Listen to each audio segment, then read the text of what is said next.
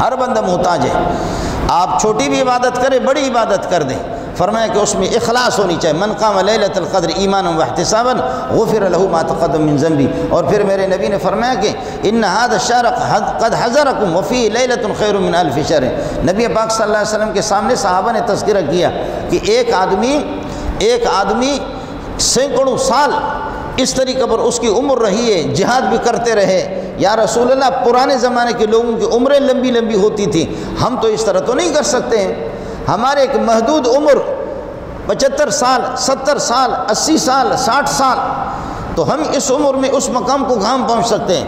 تو اللہ پاک نے آپ کے لیے یہ پیکج اور اللہ پاک نے خصوصیت کے ساتھ رمضان کا مہینہ بھی آپ کو دے دیا, قرآن پاک جیسے عظیم نعمت بھی آپ کو دے دی, محمد رسول اللہ صلی اللہ علیہ وسلم جیسے عظیم انسان عظیم نعمت بھی اللہ پاک نے آپ کو دے دی, اور شب قدر آپ کو دے دیا.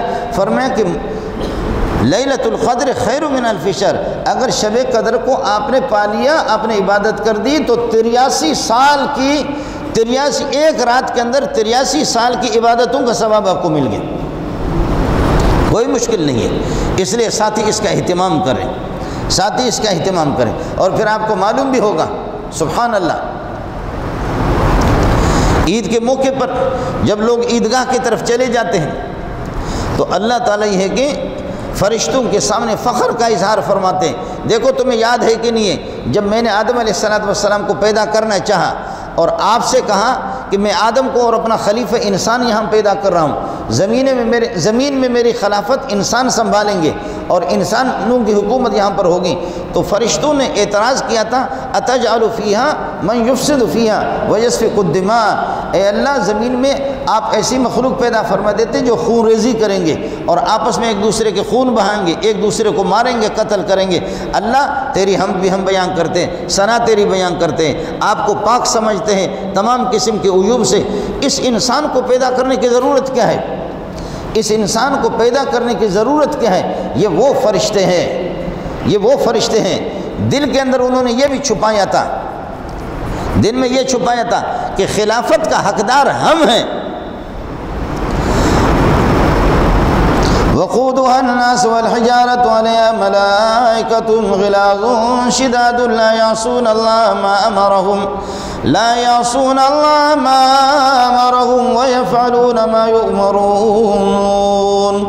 یہ وہ فرشتے ہیں جو کبھی بھی اللہ کی نافرمانی نہیں کرتے ہیں. تو آج وہ کہہ رہے کہ جب ہم اتنے معصوم ہیں تو ہمارا حق ہے خلیفہ ہمیں بنایا جائے, زمین میں خلافت ہم سنبھالیں گے.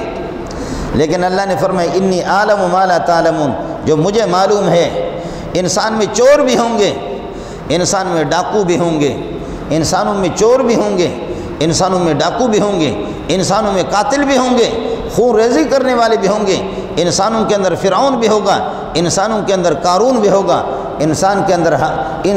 انسانوں میں حامان بھی ہوں گے, نمرود جیسے منحوس بھی ہوں گے. لیکن ان انسانوں کے اندر ابراہیم خلیل اللہ جیسے بھی ہوں گے, اسماعیل ذبیح اللہ جیسے بھی ہوں گے, موسیٰ کلیم اللہ بھی ہوں گے, محمد رسول اللہ جیسے بھی ہوں گے. اشرقت نفسی بنور من فؤادی حینما